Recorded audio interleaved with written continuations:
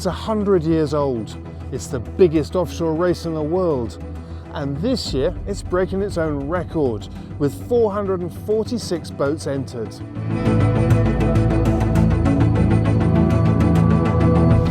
For many that set out on the 700-mile race around the Fastnet Lighthouse and back, it's their Everest. The race is held every other year, and 2 years ago conditions couldn't have been more different. With big winds and huge seas around some of the notorious headlands, many were forced to retire. This year the weather forecast is for modest upwind conditions that'll build throughout the week and provide a breezy downwind ride to Cherbourg. But for now, it's all about getting through the famous first pinch point of the course, Hurst Narrows, as the fleet exits the Solent.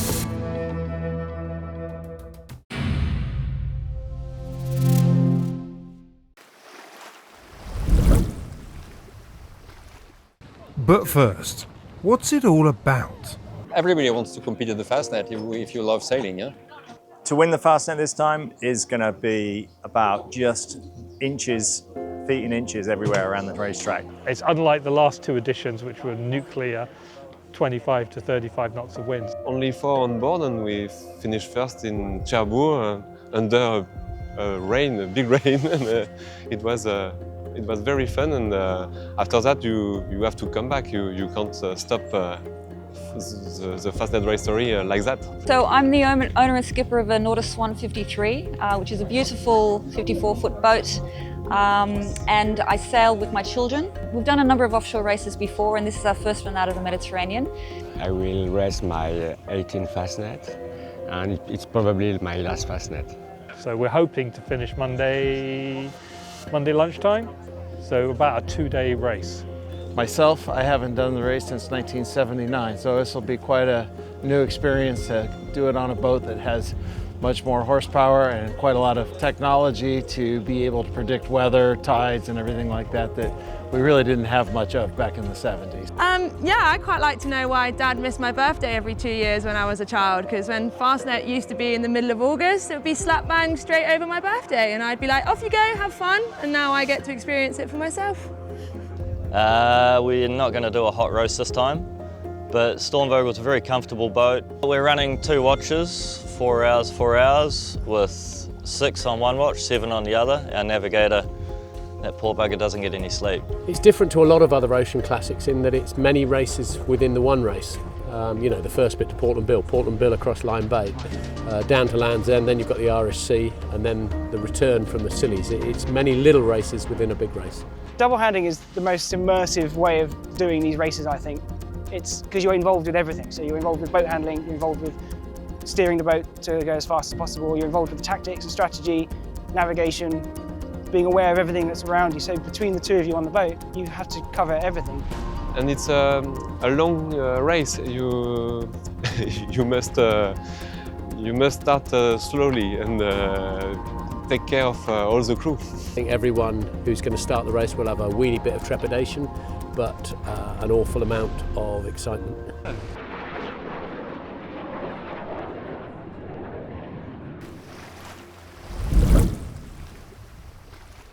So first off the line at the start of this 100th anniversary race was the multi-hull fleet, within which there were the L-Team class, the big 32-metre tries. Now, under normal circumstances, you would expect them to be first down through the gate here, down at Hurst. But they weren't. It was actually Argo, the Mod 70, a more nimble boat that managed to sort of pick its way down the Western Solent. It was a tricky start for this class because whilst there was breeze down here, there wasn't much in the Solent, and it was a really tricky old threading the puffs together.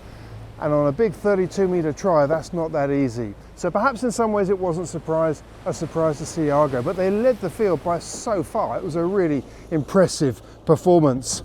The old teams will stretch their legs, get a little bit away, and we'll probably be in the next group of 2 racing each other.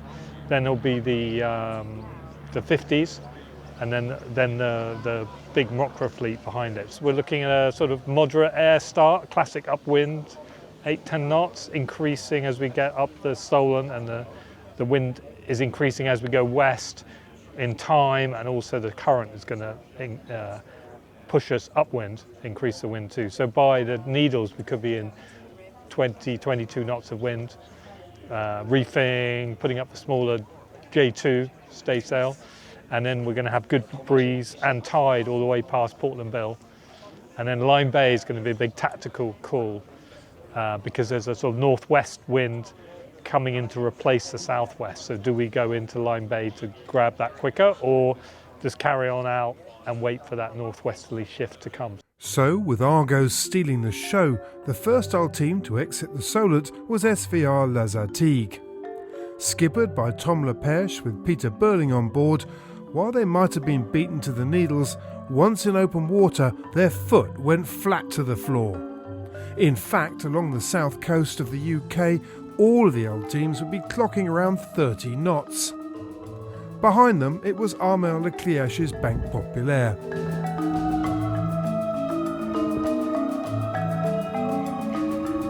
Sandwiched in between the old team tries was some of the 9 Ocean 50s, multi-hull go-karts by comparison.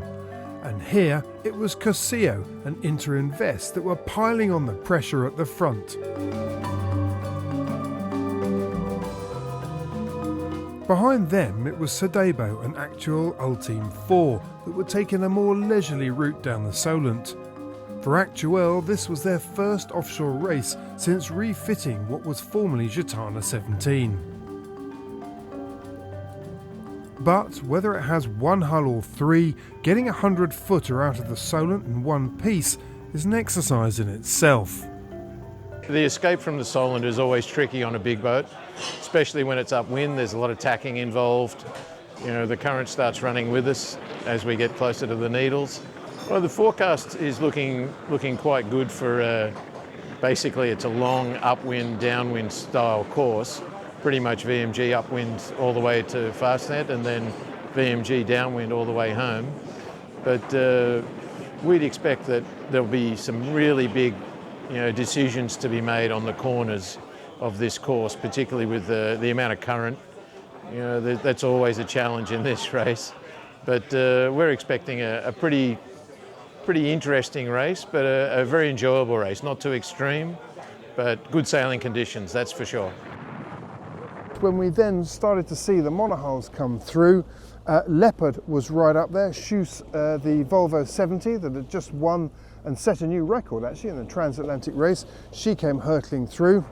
I said to the team, and I'm not getting any younger, this is the chance for me personally, given the whole calendar lineup with the Royal Ocean Racing Club turning 100, doing the transatlantic over, doing the Caribbean 600, transatlantic back into the Fastnet. I thought it was like a program not to be missed, once in a lifetime type opportunity, so we grabbed it.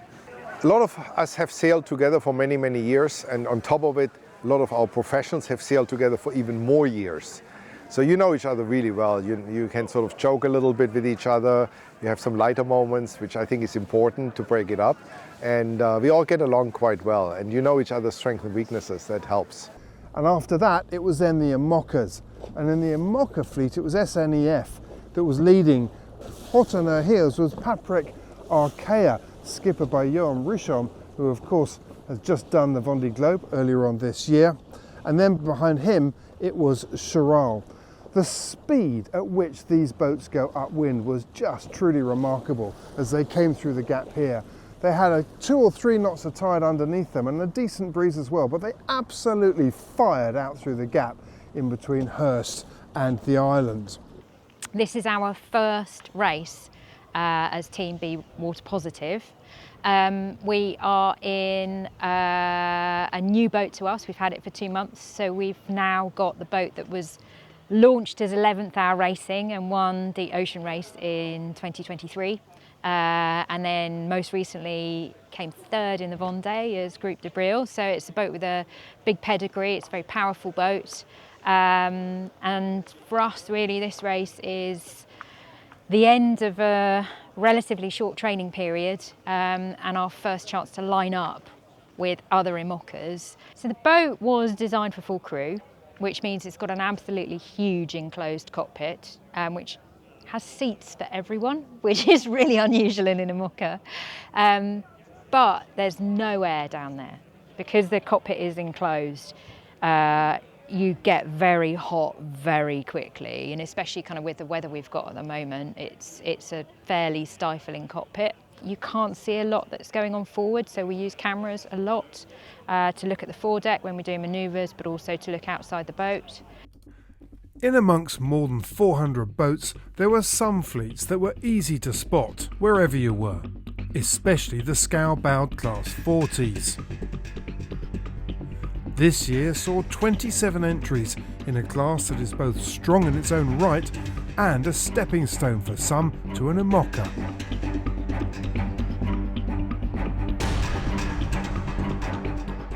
And some boats just look stunning from any angle.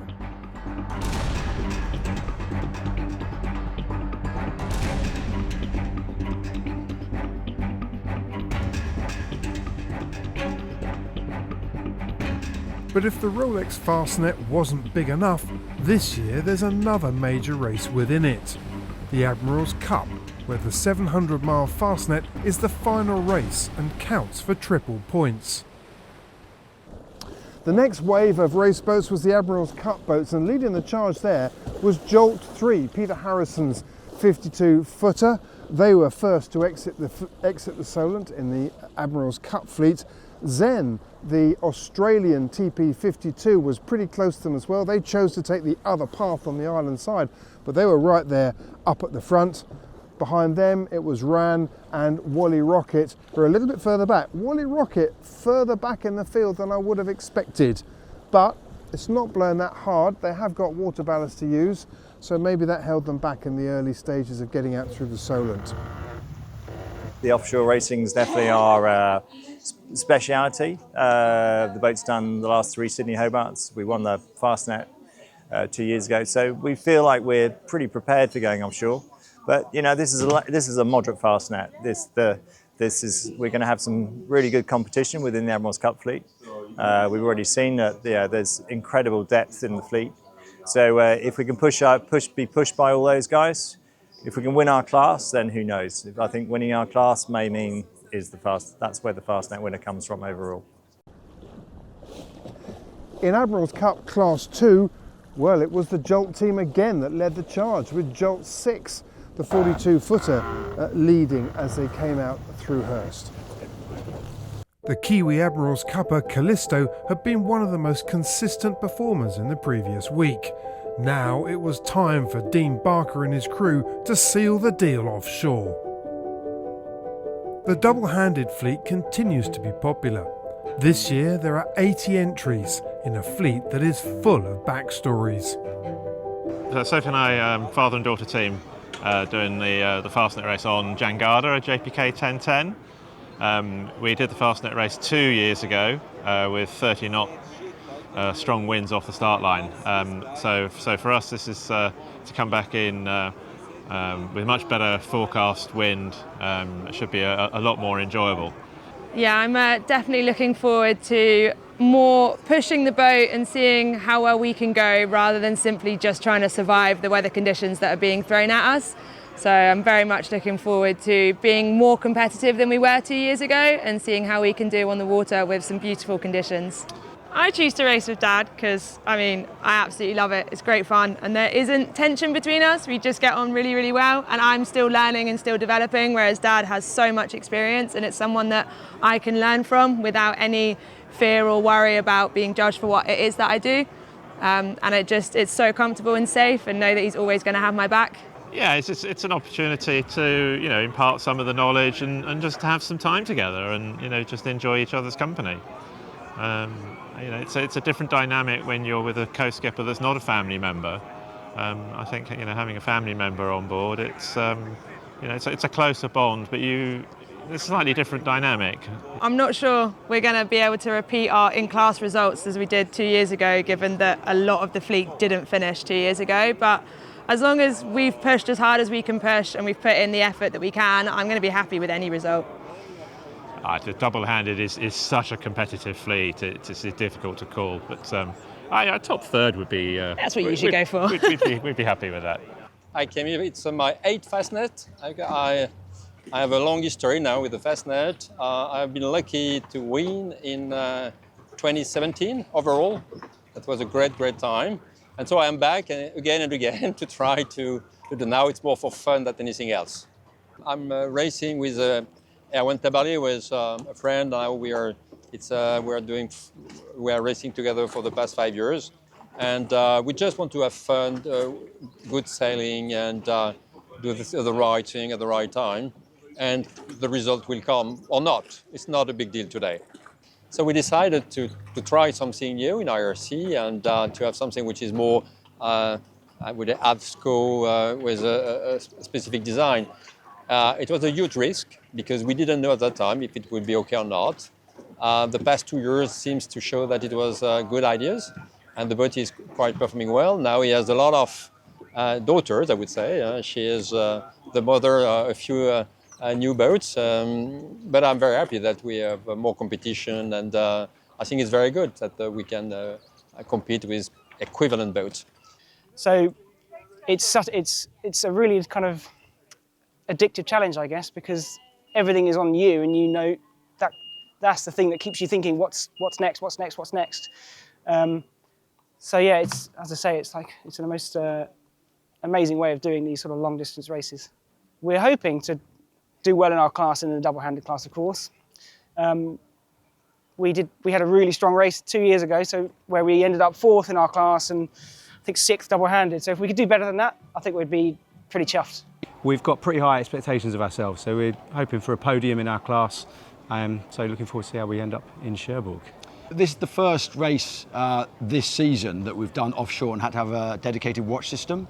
So I think it's going to be quite tricky to get in and maintain watches and trying to allow the other person enough sleep and enough rest to be able to be competitive the whole way round and not burn out. So I think managing that is going to be a big one, as well as knowing when the other pair of hands is going to be useful. So the communication of where we're at, how burnt out we are, and how much more we've got left in the tank, and making sure we're very much aware of how the other person is as well as ourselves. Yeah, and I think it's the other thing I think is going to make a big difference in this race is actually data and facts, and trying to get that into the boat alongside everything that Sam's just talked about in terms of the performance, trimming the sails and all the rest, because I think there's quite a bit of variation in the forecast. So we need to remember, so we've literally put some stickers on down below. If we can see a headland, try and get some data, that kind of stuff. Yeah, we're not a Starlink boat this year. We haven't gone that far. There's a lot of headlands, so there's a lot of opportunities to get data on this race, so we're just carrying a standard satellite setup, and we might look at Starlink in another year. That gives us a bit of a disadvantage potentially. However, I think this race with the forecast is about boat speed and decision making on the out there on the course, and the high definition data I think isn't necessary for the course that we're seeing in front of us and the weather conditions that we're seeing. After the Grand Prix boats had gone through, and there were loads and loads of those, it was then the IRC fleets.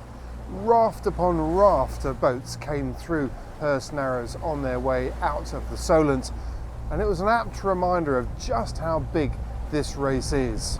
I'm Joe, and we're sailing White Knight 7, which is the Royal Armoured Corps boat, so army boat, and it's my first Fastnet, so weather looks much lighter than the last couple of years. The skipper has started the last 2 and not made it, so our intention and our hope, looking at the forecast, is to make it to the end essentially.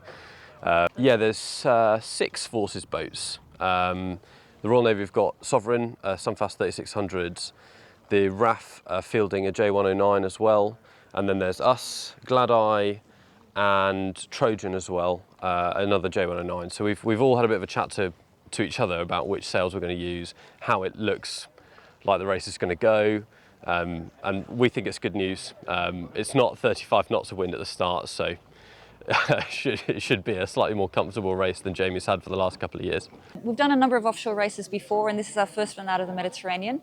So we're testing our limits with the Rolex Fastnet, and we're really excited to be here. For one, it's a bucket list race, which we're really excited to be a part of. It's the 100th anniversary, and it's a completely new sailing ground for us. So we're really happy to be here. So it's just having that whole experience with offshore. It's totally different from regatta sailing, because you've got to have that massive preparation. You've got to be very disciplined, and you've got to be ready for everything that gets thrown at you. So it's a absolutely fantastic training ground for the kids and for anybody who competes in the race, whether they're the big guys with the big maxis or the multi-hulls or the little guys.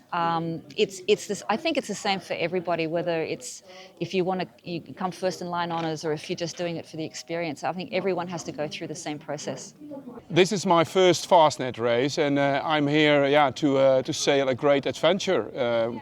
One friend of mine, he decided to sail the race and invited me and two others, and we prepared and we did some races to qualify. And well, now we're here, and it seems to going to be a good race with hopefully consistent wind, and we hope to get at least 60th place, because in the sailing club we're in, the best result has been 62, I believe. So when we are 60, we are the best of the club in Muiderzand in the Netherlands. Well, it's very special for us because, well, the longest time I've been on the sea was 48 hours with my wife. Technically a month ago we sailed over here, and we spent 5 weeks over here, and we've seen all the harbours, and now I'm going to sail a race here, and we hope not to see any harbour, because then we might have a good result. And well, yeah, 5 days with a crew on the sea, yeah, it's challenging, I think. We're looking forward to it. The other thing that was quite interesting, maybe the fleet wouldn't have thought this, but as they started going out through Hurst, they were greeted by a big shower that was developing, and the breeze came up, and we saw the breeze get to about 18, 19 knots, maybe 20 knots at times. And with that wind against tide, it was starting to whip up the sea state. Started to look a little bit like a couple of years ago. Fortunately, that's not in the forecast. It was a little bit lumpy for the tail enders that came through, but this, in the main, is forecast to be a fairly moderate Fastnet, with the breeze picking up towards the end. One thing we do know for sure, it's 700 miles between here and Cherbourg. And by Sunday afternoon, just over 24 hours after the start, the front runners were approaching the rock, the halfway stage.